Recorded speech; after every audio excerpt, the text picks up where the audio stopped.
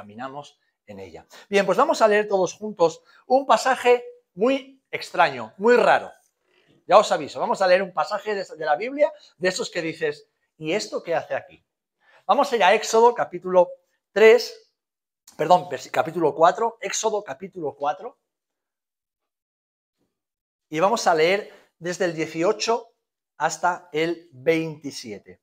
Éxodo capítulo 4, del 18 al 27.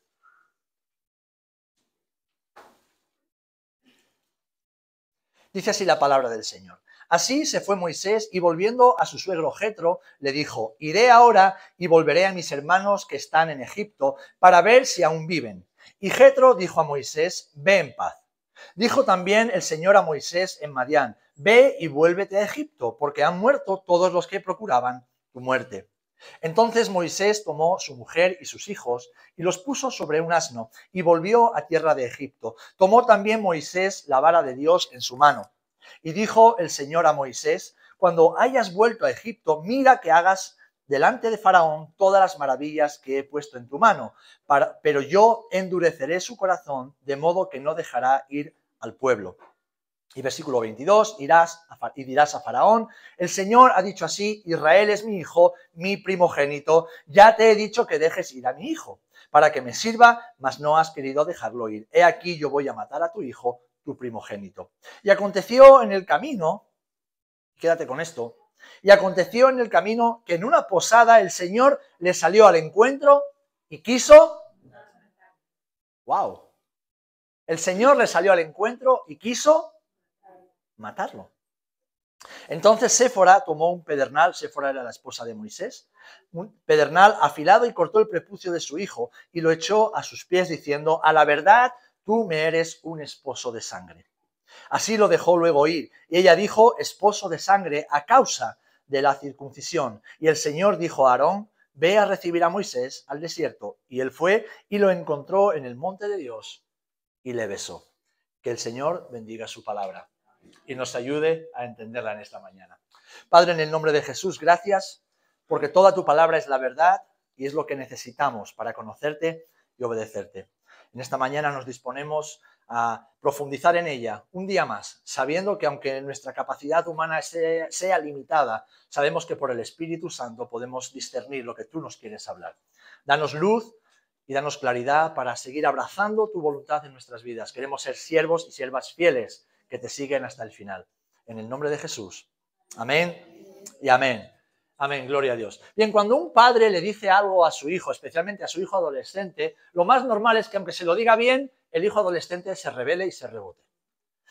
Es parte de la adolescencia, ese proceso de cambio en su vida, de paso de la edad infantil a la edad adulta, en el cual no siempre la información se procesa de la manera adecuada, de la forma correcta. ¿Saben? Pasa lo mismo con los hijos espirituales que son permanentemente adolescentes.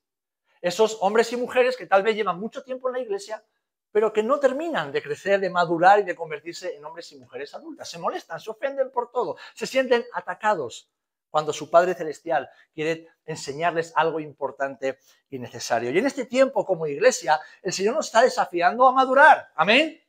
A crecer, a dejar atrás la leche espiritual, a dejar los rudimentos de la fe, a dejar ya de ser niños fluctuantes y a crecer y madurar en nuestra fe y nuestro caminar con el Señor Jesús.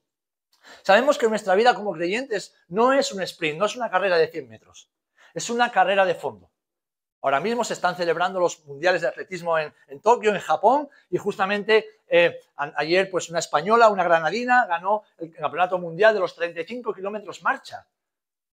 ¿Os imagináis 35 kilómetros marchando a toda velocidad con una humedad del 80% y 20 grados o 25 grados de temperatura? Es un gran esfuerzo el que esa mujer tuvo que hacer y muchas de las atletas cuando llegaban a la meta después de ese gran esfuerzo se desplomaban. Es agotador y la vida cristiana en ocasiones es así también. Es un esfuerzo continuado en el cual debemos perseverar. Pero algo que yo veía esta mañana cuando entre el telediario, el atletismo y la Biblia, pues iba viendo algo que me llamaba la atención. Tú no verás a un corredor de maratón, porque hoy estaban corriendo el maratón, ya no el de marcha, sino el de correr. Son todas personas extremadamente delgadas. Tú no verás nunca a un maratoniano, alguien que debe correr 42 kilómetros y medio, y lo hacen ya incluso en menos de 2 horas. Yo no lo hago ni en coche. Y son todas personas que dices tú, a este hombre le sopla el viento y se lo lleva. Son muy delgados. ¿Por qué? Porque no se puede correr una carrera de fondo con sobrepeso. No se puede correr una larga distancia y llegar con éxito a la meta si llevamos una mochila cargada de piedras o tenemos sobrepeso. Debemos ser ligeros.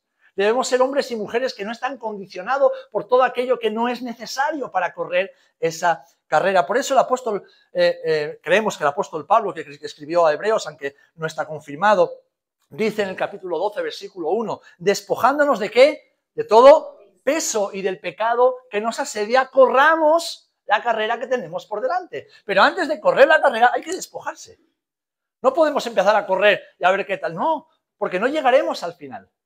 Por eso, mis amados, ese peso puede tener muchas formas. Y en esta historia que hemos leído, voy a pedir por favor a las chicas de multimedia que me ayuden ya con la presentación. En esta historia que hemos leído, vemos que ese peso se manifiesta en forma de asuntos que no han sido resueltos. Asuntos que quedan pendientes en nuestra vida. Y yo quiero que hoy te quedes con esto. Cuando consigan poner la pantalla en grande, ahí. Y es que lo que no resuelves hoy, querido hermano, te alcanzará mañana. Lo que no resolvemos hoy en nuestra vida y caminar con Jesús, nos alcanzará mañana. Las piedras que no soltamos hoy, mañana nos recordarán que esas piedras siguen ahí. Y pesarán mucho más, porque tal vez la piedra no haya crecido de tamaño, pero nos hemos cansado. Y cuando estás cansado te cuesta mucho más acarrear con el peso. Esos asuntos no resueltos, asuntos pendientes que todos tenemos en nuestra vida, pueden no solamente entorpecer nuestro avance, sino incluso arruinar el plan de Dios para nuestras vidas. Pueden ser pecados no confesados, puertas que hemos abierto o que hemos dejado abiertas con nuestra pasada manera de vivir, relaciones que no hemos restaurado, falta de perdón, promesas que hicimos y que no hemos cumplido, proyectos inacabados. Todo esto son asuntos pendientes que debemos resolver si queremos seguir avanzando y creciendo como discípulos de Jesús. ¿Cuántos decimos amén a esto? Amén. Debemos resolverlos. No importa, fíjate, no importa si tú le das o no le das importancia, porque no se trata de nuestra opinión. Pero si estás estancado en tu caminar con Jesús y te parece como que no avanzas, que quieres, pero no puedes, es muy probable que sea porque Dios sí le está dando importancia a esos asuntos sin resolver. Eso que tú vas dejando pasar, como que no tiene tanto valor en tu vida, el Señor sí le está dando mucho valor. Y por eso es que te encuentras atascado y no terminas de arrancar en tu relación con el Señor, en tu servicio a la iglesia y muchas veces en tu vida familiar, laboral y en lo general. Porque aunque nosotros no le demos importancia, el Señor sí le da valor a estos asuntos que debemos resolver para poder alcanzar la meta. ¿Por qué? Porque lo que no resolvemos hoy termina por alcanzarnos y como le pasó a Moisés, pueden hasta matarnos. Pueden hasta matarnos. Lo primero que quiero que veamos, y es volviendo a la historia que hemos leído, que es el primer punto, es que Moisés tenía un asunto pendiente. Y era un asunto tan severo, yo no sé por qué se ve tan pequeño, ¿qué habéis hecho, chicas? Se ve muy enano. Era tan importante que este asunto casi lo mata, es el tamaño de resolución de la pantalla. Era tan importante que este asunto, muy bien, este asunto casi lo mata. Casi mata a Moisés.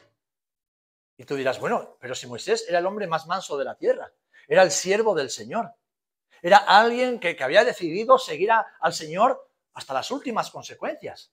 Era un hombre que tenía el poder de Dios a través de una vara por la cual hacía milagros y prodigios.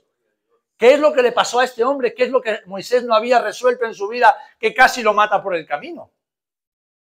Bien, esta historia, como os he dicho al principio, es un poco rara. Y es rara porque no da demasiada información ni antes ni después de este acontecimiento, lo cual añade un poquito de intriga y tal vez también algo de confusión. Fijaros, en el capítulo 3, no vamos a leerlo hoy, pero en el capítulo 3 de Éxodo comienza el relato de cómo el Señor llama a Moisés. ¿Os acordáis de la zarza ardiendo, verdad? Si no lo habéis leído mucho, ver la película del Príncipe de Egipto, está muy chula. Vemos que Moisés estaba cuidando los ganados de su suegro, de Jetro, sacerdote de Madián, y se le aparece una zarza que no se consumía. Y desde esa zarza el Señor llama a Moisés y le comisiona. Bueno, esto da una conversación muy interesante donde el Señor le habla, Moisés le pone excusas, el Señor le vuelve a hablar, Moisés sigue poniendo excusas, hasta que al final, en el capítulo 4, versículo 18, al Señor le costó un capítulo y medio convencer a Moisés. Al final, Moisés decide, ok, voy a hacer lo que me estás diciendo, lo leemos porque dice así, se fue Moisés y volviendo a su suegro Jetro le dijo, iré ahora y volveré a mis hermanos que están en Egipto para ver si aún viven. Pero fijaros, parece que pasó algún tiempo porque en el siguiente versículo, nosotros a veces leemos la Biblia pensando que de un versículo a otro son segundos, pueden pasar meses, días o años. Está narrando un acontecimiento y por lo tanto es necesario aprender a leer en los espacios en blanco que vemos en la Escritura. Dice que en el siguiente versículo dijo también el Señor a Moisés en Madián, como que Moisés recibió ese mandato del Señor, pero se quedó, bueno, a ver si al Señor se le olvida lo que me ha dicho. Y eso nos pasa muchas veces a nosotros también. El Señor nos habla, decimos, sí, Señor, yo lo voy a hacer, y no lo hacemos, lo dejamos pendiente, pensando que al Señor se le va a olvidar lo que nos ha ordenado. Tú y yo tenemos memoria selectiva. El Señor recuerda exactamente todo lo que dice y todo lo que hace. Amén. Así que dijo también el Señor a Moisés en Madián otra vez, ve y vuélvete a Egipto, porque han muerto todos los que procuraban matarte. Y puede ser que ese miedo a encontrarse con los que quisieron matarle tiempo atrás detenía a Moisés en su determinación para volver a Egipto. Ahora, mira, hemos leído en el capítulo 4 que Moisés obedece, toma a su familia y se encamina hacia el cumplimiento de su destino como libertador del pueblo de Israel. Pero vemos en el versículo 20 que pasa algo raro. Y es el versículo central de toda esta enseñanza. Dice que estaban en una posada, porque el camino de Israel a Egipto era una vía que se unía con la vía Maris, que atravesaba todo Israel y se unía con Siria y el Líbano. Era la vía principal que unía todos esos países. Bueno, pues en esas vías principales, como las autopistas de hoy, había posadas, había hoteles de carretera donde los viandantes, los viajeros, los comerciantes podían detenerse y descansar. Pues dice en este versículo que hemos leído que Moisés se detiene en una posada y estando en esa posada el Señor le sale al encuentro e intenta matarlo. Y yo he estado años intentando entender este pasaje. O sea, tú llamas a Moisés, lo comisionas, le muestras tu poder, le dices lo que va a hacer con esa vara y cuando te obedece le sales al encuentro e intentas matarlo. La Biblia no da muchos detalles, por eso hay más intriga, pero parece ser que Moisés cayó tan enfermo que quedó postrado. Quedó postrado por alguna grave enfermedad que le impedía hacer absolutamente nada y mucho menos caminar hacia Egipto. Ahora bien, hermanos, ¿por qué Dios hace esto? ¿Por qué el Señor intenta matar a Moisés? Bien, pues la respuesta es bien sencilla y lo veremos después, pero lo voy a anticipar para poder desarrollarlo después. Y es que el Señor quería usar a Moisés con grandes milagros y prodigios, se lo había dicho, ¿verdad? Ahora, Moisés aún tenía asuntos pendientes sin resolver que Dios no iba a pasar por alto. Y aquí quiero enseñaros o compartiros un primer principio. Primer principio que debemos aprender con este texto, y es que no se puede avanzar en nuestra vida cristiana ni en el servicio al Señor mientras tengamos asuntos pendientes sin resolver. No podemos, porque es como querer correr una maratón con piedras en una mochila. No se puede, no se puede.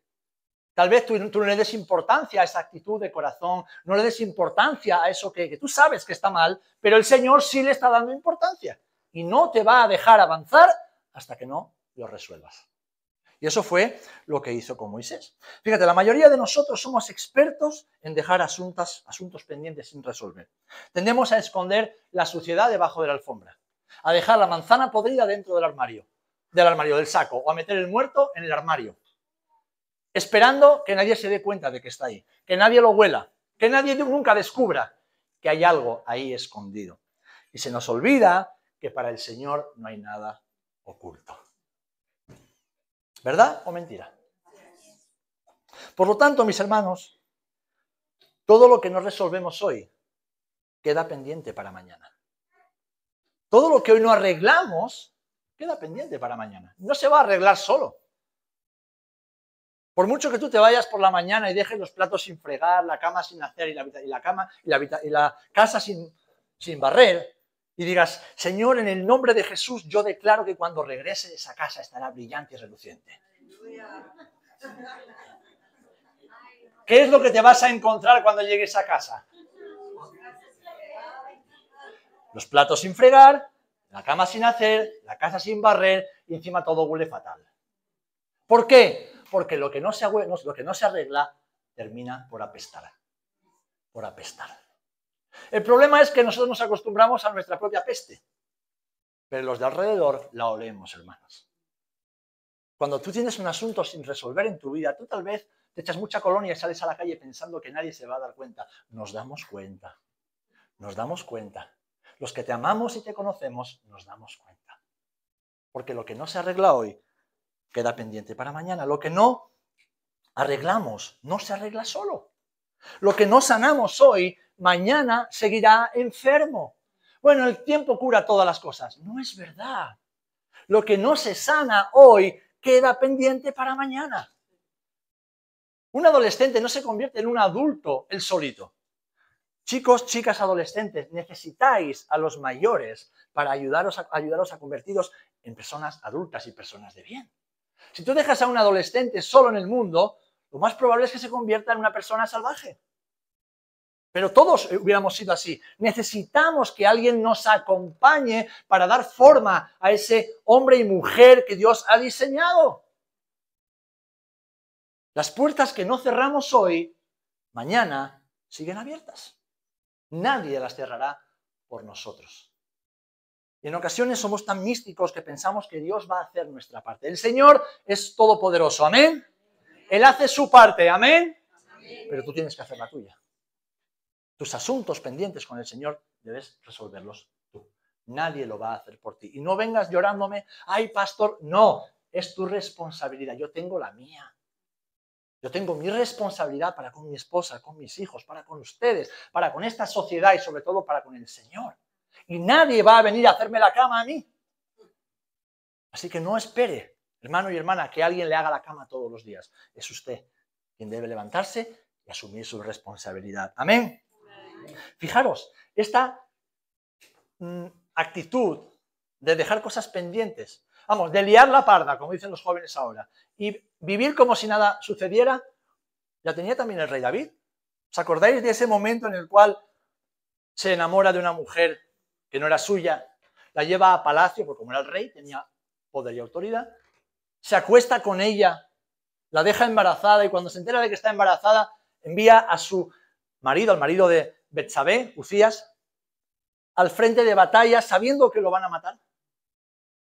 Y David, una vez que hizo eso, siguió con su vida.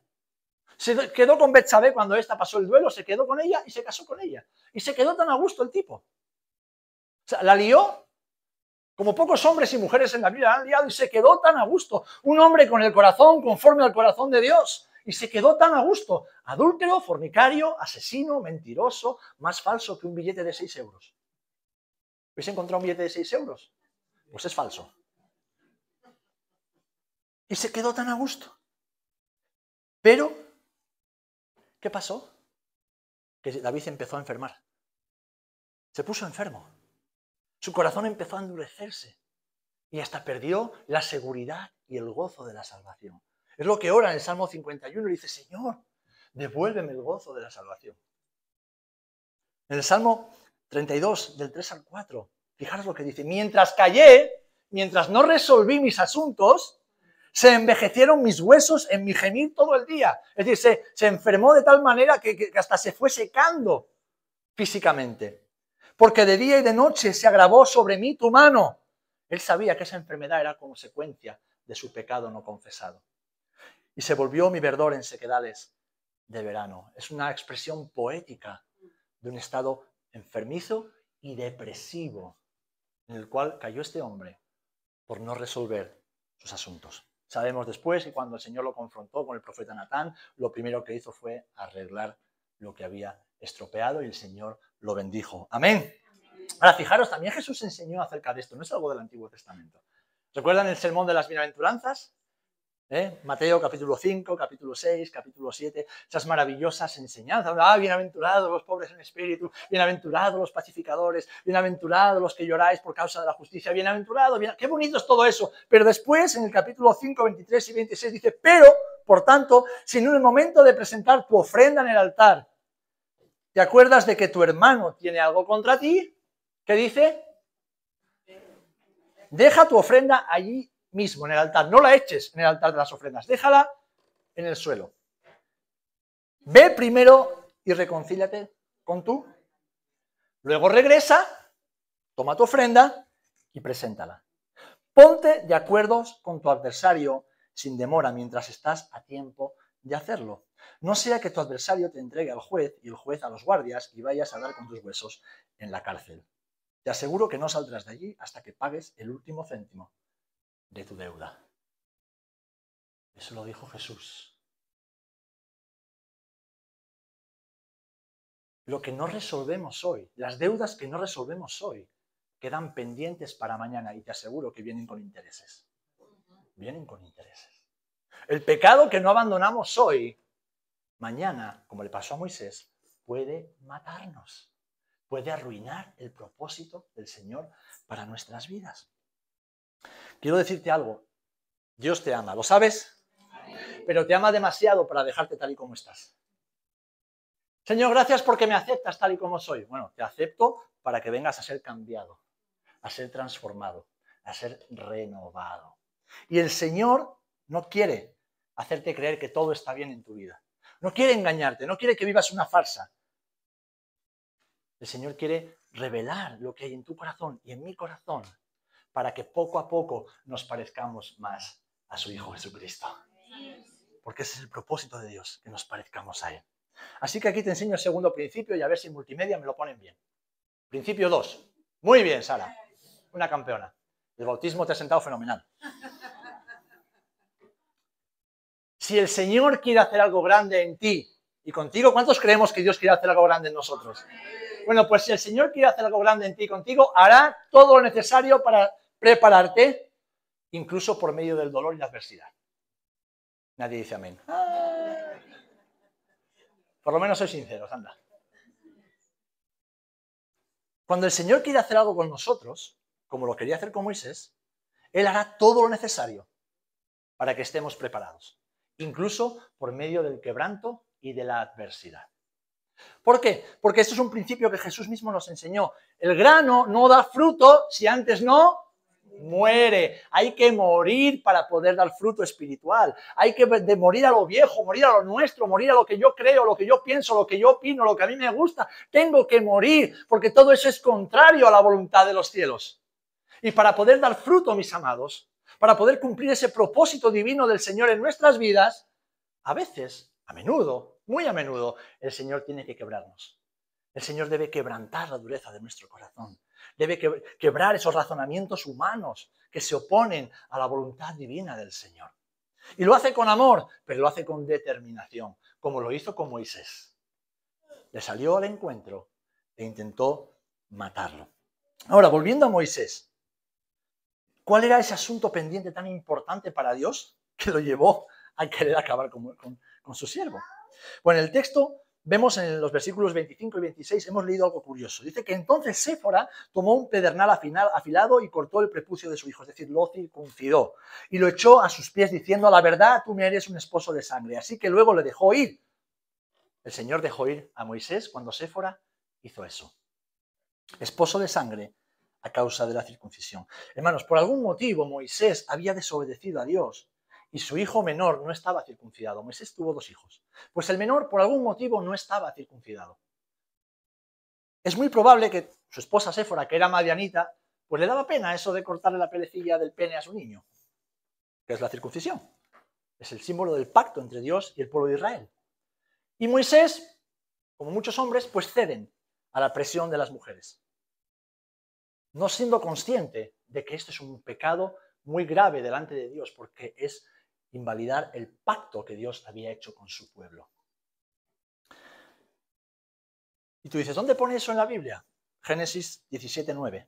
Dijo de nuevo Dios a Abraham, en cuanto a ti, guardarás mi pacto tú y tu descendencia después de ti por sus generaciones. Y este es mi pacto, que guardaréis entre mí y vosotros y tu descendencia después de ti. Será circuncidado todo varón de entre vosotros. Y sigue el 12, y de edad de 8 días será circuncidado todo varón entre vosotros por vuestras generaciones. Y el versículo 14, y el varón incircunciso, el que no sea circuncidado, aquella persona será cortada de su pueblo, ha violado mi pacto. Ahora, el niño no podía morir porque no era culpa suya. Entonces, ¿quién tenía que pagar por haber desobedecido al Señor? El padre, que era responsable de ese niño. Moisés conocía el pacto de Dios con Abraham. Él lo sabía. Y sabía las consecuencias de no cumplirlo. Pero aún así, desobedeció y dejó pasar el tiempo. Tú y yo conocemos la verdad de Dios, ¿verdad? Tú y yo sabemos lo que dice la palabra. Tú y yo sabemos lo que dice la palabra con respecto al pecado. Lo que Dios llama pecado es pecado. Y no le podemos poner flores, ni aromas, ni perfumes, ni adornos. Lo que es pecado es pecado. ¿Amén? Y lo que es luz y santidad es luz y santidad. ¿Amén? Entonces, ¿por qué seguimos pecando conscientemente? ¿Por qué nos pasa como a Moisés? Que perseveramos en ciertas actitudes y estilos de vida y sabemos que traerán graves consecuencias hasta que no nos arrepintamos. ¿Por qué lo hacemos? Es una buena pregunta que todos debemos contestar. Pero fijaros, tercer principio. Tercer principio. Dale, Sara, cuando quieras. Aunque nosotros olvidemos nuestros compromisos y responsabilidades ante Dios, Él nunca los olvida. ¿Cuántos creemos que Dios es un Dios de pactos? Y que Dios es un Dios de promesas. Lo creemos, ¿verdad? Pero un pacto no se hace con una sola persona, se hace entre dos personas. Y muchos de los pactos que Dios hace con nosotros son condicionales. Si oyeres hoy su voz, si creyeres a la voz de tu Señor, si obedecieres a las palabras, ese sí es un condicional. A menudo tú y yo queremos la bendición de Dios, queremos que Dios nos bendiga, que Dios nos prospere, que el Señor nos levante, que el Señor nos promocione, queremos hacer muchas cosas en la iglesia y en la vida, pero ese sí no lo saltamos. No, pero es que Dios es amor. Sí, y Dios es justo. ¿Dios es más amor o es más justo? ¿Dios es más amor o es más santo? Es lo mismo, Dios es uno. Dios es uno. Y Él aplica su amor y su justicia en la misma medida sobre nuestras vidas. Ahora, fíjate si es tan bueno que tú y yo merecíamos estar en el infierno ahora mismo. Y envió a Jesús para que estemos aquí esperando su venida. Así que Dios es bueno también. Y su justicia se manifiesta en nuestras vidas por medio del sacrificio de Jesús. Jesús fue justo para pagar nuestra injusticia. Moisés olvidó, creyendo que el Señor olvidaría ese asunto pendiente de la circuncisión de su hijo, pero el Señor no lo iba a pasar por alto. El Señor quería enseñarle a Moisés algo que te quiere enseñar a ti y a mí, y es que no es posible servir al Señor en el poder del Espíritu Santo mientras tengamos asuntos pendientes sin resolver. No le eches la culpa a tu matrimonio, ni a tus hijos, ni al trabajo, ni a los pastores, ni a la iglesia, ni a la sociedad. No, el único responsable de tu vida eres tú. Eres tú. Tú y yo somos responsables de nuestra vida. Y lo ejecutamos todo el tiempo, porque todo el tiempo hacemos lo que nos da la gana. Usamos de esa libertad para hacer lo que bien nos parece. ¿Verdad o mentira? Pero luego siempre buscamos un culpable. Buscamos un responsable cuando las cosas no nos salen como esperamos o cuando la vida no es como creíamos o soñábamos que iba a ser. Eso es la edad adulta en el espíritu. Asumir responsabilidad. Un adolescente quiere entrar y salir cuando le apetece, ¿verdad, chicos? No quiere normas. Y es normal que un adolescente no quiera normas. Está en ese momento de descubrir el mundo, descubrir la libertad, qué es lo que se siente cuando uno hace lo que quiere. Es normal, no podemos culparles de que sientan algo normal en su edad porque tú también lo sentiste, aunque ya no te acuerdes. Pero un adulto ya no puede hacer lo que le dé la gana. Porque la santidad no es hacer lo que quiero, es hacer lo que debo. Es hacer lo que debo. Es decir, yo obedezco a Dios porque debo obediencia al Señor. Pero es que además ese deber se convierte en un deseo. Es que quiero obedecer a mi Señor. Quiero que Él sea el centro de mi vida, de mi existencia, de mis pensamientos, de mi voluntad.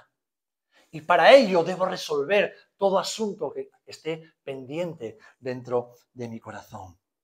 Y quiero servir al Señor en el poder del Espíritu Santo. No quiero que haya nada que me limite, que limite el potencial que el Señor, como bien nos predicaba la pastora el viernes, nada que limite el potencial que el Señor ha puesto en nosotros. Que nada estorbe, que nada sea como un tropezadero para que la voluntad de Dios se cumpla en mi vida. Y Séfora entendió esto. Algo Séfora entendió. Por eso digo que Séfora estaba en el asunto. Porque Moisés entendemos que estaba paralizado, estaba enfermo, estaba tal vez en coma, yo que sé cómo estaba, él no podía hacer nada. El impacto de Dios en su vida fue tan grave que quedó postrado. Quiso matarlo, estaba a punto de morir. Y entonces Séfora dice, espérate, que aquí hay algo pendiente que no hemos hecho. Y tal vez yo tenga mucha culpa de ello. Así que la circuncisión, que no la podía hacer una mujer, tenía que hacerla un hombre. Pero ese hombre no podía. Fue hecha por la madre del niño. Y dice que tomó la piel del prepucio. Imaginaos, cuando tú cortas piel, pues todo sangra, ¿no? Aquello sería un pequeño espectáculo de sangre y el niño llorando, y la otra llorando, y la mamá llorando, y todo el mundo llorando. Pero dice que toma ese trozo de piel ensangrentado y lo pone a los pies de Moisés, dándonos a entender que Moisés estaba postrado. Y entonces le dice, esposa de sangre me eres por medio del pacto. En ese momento, Séfora, madianita, no judía, no hebrea, madianita, está aceptando que pertenecer a la nación de Israel tenía unas implicaciones. Y esa implicación era que sus hijos estuvieran circuncidados. Y que por ese pacto de sangre, ella ahora pertenecía a ese pueblo también. Y algo pasó, que el Señor aceptó esa obra de Séfora, porque en el versículo 26 dice que después Moisés fue libre y el Señor le dejó ir. El Señor lo levantó, lo sanó y el Señor lo dejó ir. Moisés había desestimado, había menospreciado el pacto de Dios con su pueblo.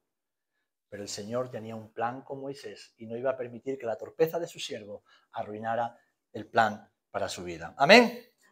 Hermanos, todo asunto pendiente con el Señor es algo que hemos dejado de hacer. Y por lo tanto, algo en lo que hemos desobedecido. Y la palabra nos enseña que la desobediencia es pecado.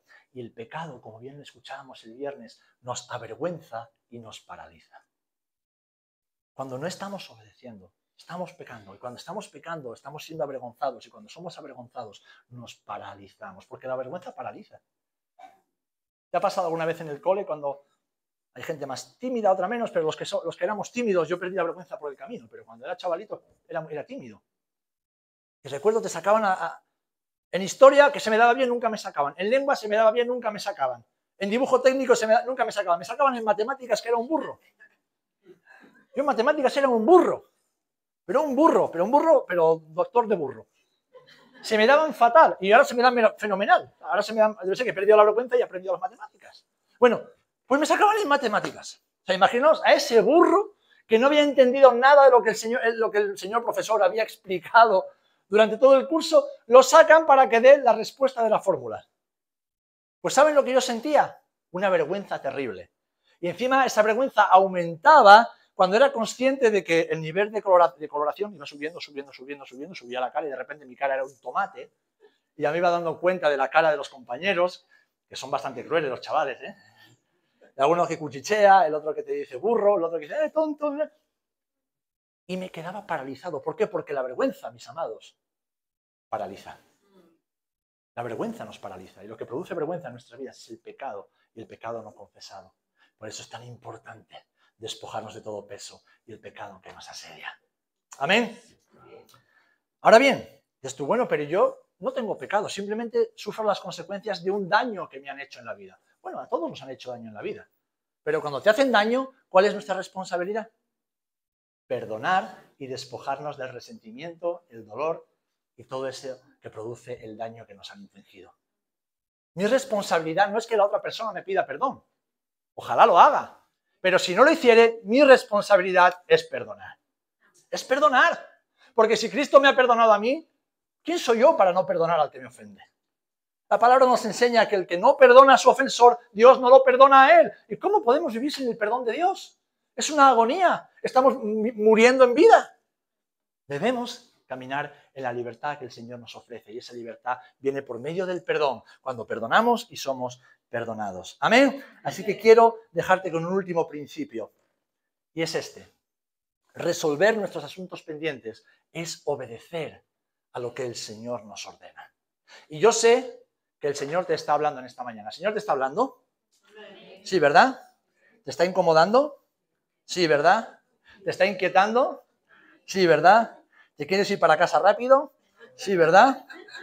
Bueno, pues antes de que te vayas quiero hacerte algunas preguntas importantes. Ya estamos casi terminando y quiero dejarte algunas preguntas. Una, ¿tienes asuntos pendientes? No te confieses en público, pero seguro que hay asuntos. Todos tenemos algún asunto pendiente, ¿verdad? ¿Sabes cuáles son? ¿Los has identificado en esta mañana? Seguro que sí. Seguro que sí, sois listos, lo sé. Ahora, la pregunta del millón, ¿estamos dispuestos a resolverlos? ¿Estamos dispuestos a ir delante del Señor y decir, Señor, ya está, se acabó, hasta aquí, hasta aquí?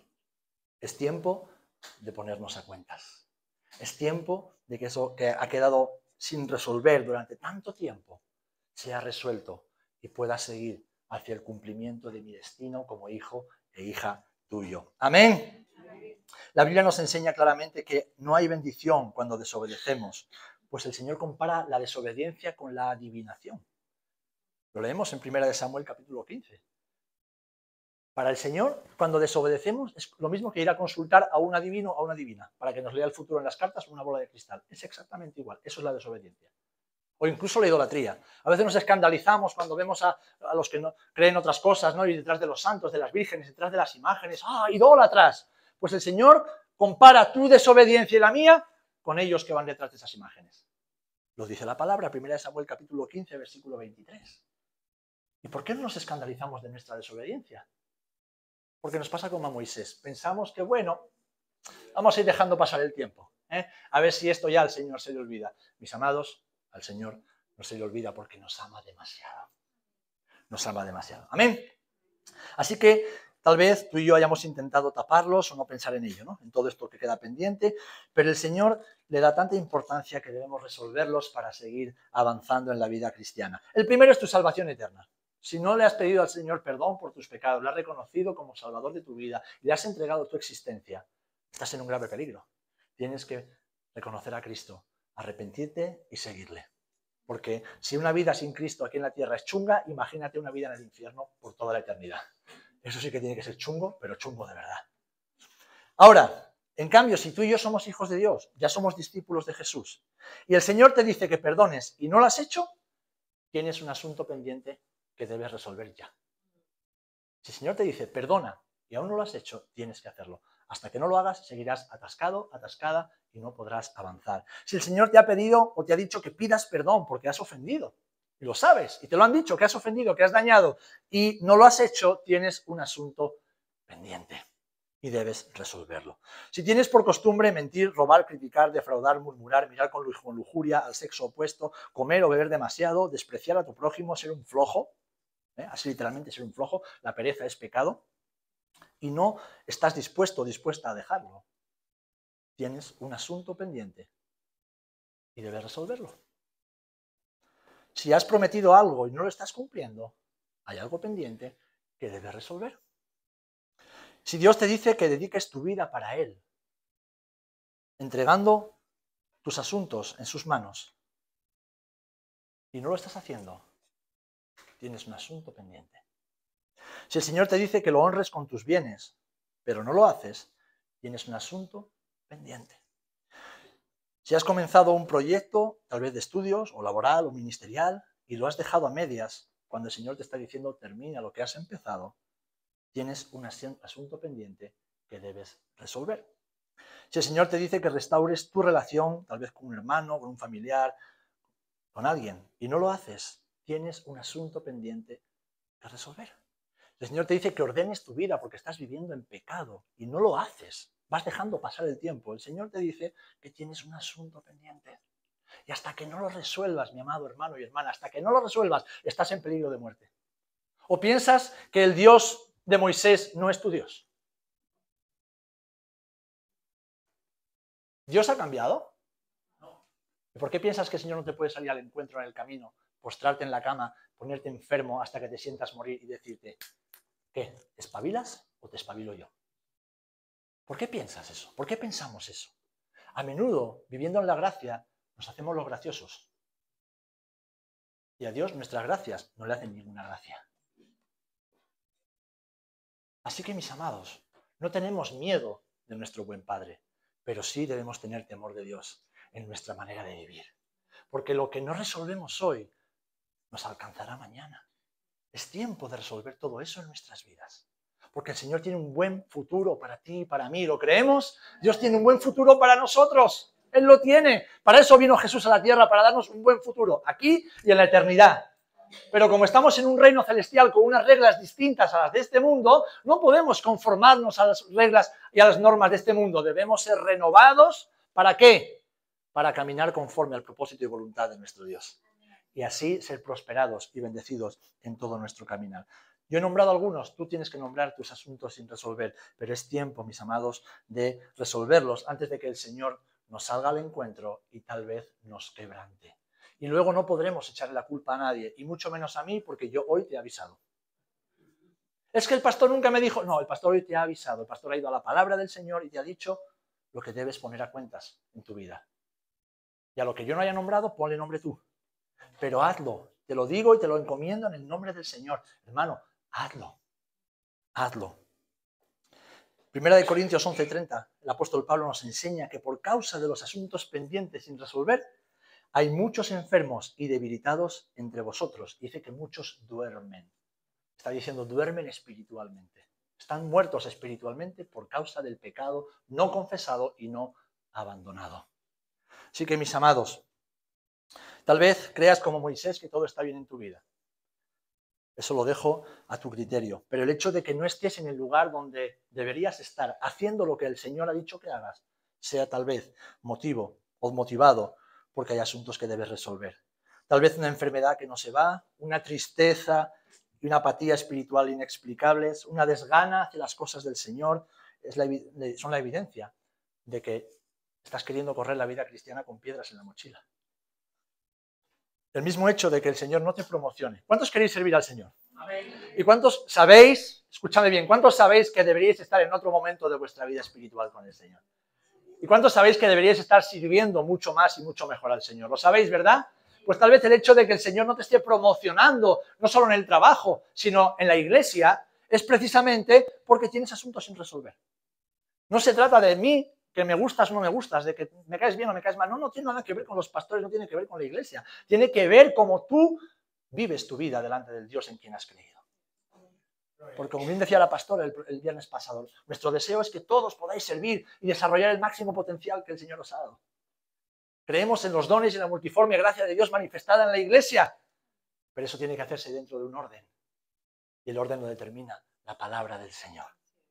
No podemos acercarnos a lo sagrado con manos impuras, porque entonces sí que estamos en peligro. No podemos querer venir aquí a decir no sé cuántas cosas de parte del Señor cuando tenemos la casa patas arriba, tenemos el matrimonio desbaratado, tenemos la relación con los hijos que no hay por dónde cogerla y somos unos insensatos en el trabajo porque hacemos cosas que no debemos. No, no, mis amados, debemos temer a Dios y a su palabra. Debemos temer a un Dios santo que dice que el juicio de este mundo empezará por su casa. Empezará por ti y por mí, no empezará por los del mundo, porque los del mundo no conocen a Dios. El juicio empieza por los que conocen las leyes. Y no será un juicio para perdición, será para santificación y salvación, amén. Pero será juicio.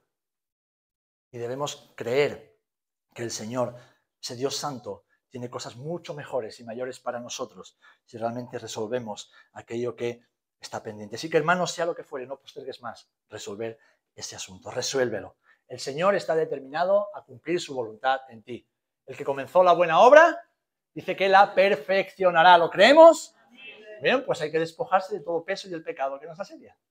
Él va a completar esa obra, quiere completar esa obra, Él quiere llenarte de bendición, quiere prosperarte en todo para que glorifiquemos juntos su nombre y además quiere prepararte para hacer su obra y manifestar su poder en esta generación. ¿Cuántos lo creemos? Yo lo creo. Pero para eso debemos resolver todos los asuntos pendientes. Tenemos que estar preparados para la obra, estar preparados para lo que el Señor quiere hacer en este pueblo, en ti, a través de ti y por medio de ti. ¿Saben por qué? Porque fíjense, la vida cristiana y el ministerio cristiano no es un parque de atracciones. No es siempre una comilona y una fiesta entre los hermanos. Todo eso es necesario y es bueno. Pero la vida cristiana es un campo de batalla. Una batalla que luchamos todos los días, desde que nos levantamos hasta que nos acostamos. Es un proceso de muerte y de vida, cada día. De muerte y de vida. Y cuando tú y yo salimos a la calle y le hablamos a las personas de Jesús, los que no conocen a Jesús, tal vez esas personas no te conozcan bien, pero el diablo sí. Y se va a encargar de que si hay algo que no está resuelto en tu vida, se use para avergonzarte y que tus palabras, que son de salvación, se conviertan en vergüenza para ti y para la iglesia. Porque ¿qué sucede? Cuando tú haces algo bien, bueno, se supone, eres cristiano.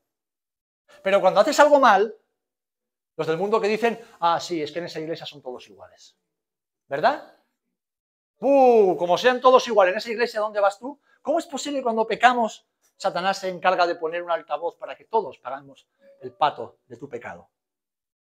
Porque dice la palabra que somos cartas abiertas, leídas por todos los hombres. Así que lo que tú eres cuando el pastor no te ve es mucho más importante que lo que tú eres cuando el pastor te está viendo. Porque el Señor te está viendo, el mundo te está observando y te está leyendo. Y Satanás está esperando para que lo mínimo sea una excusa para que los pecadores no se arrepientan por causa de nuestra infidelidad. ¿Ven lo importante? Señor, úsame, santifícate. Señor, levántame, limpia tus manos. Señor, llévame. No, empieza por tu casa, empieza por tu día a día. Resuelve todo aquello que ha quedado inconcluso y que tú y yo sabemos lo que es. Está en lo profundo de nuestra vida, en nuestro corazón, es lo que nos paraliza, es lo que nos bloquea, es lo que nos impide avanzar, es lo que nos impide disfrutar del amor y la bendición de Dios en nuestras vidas.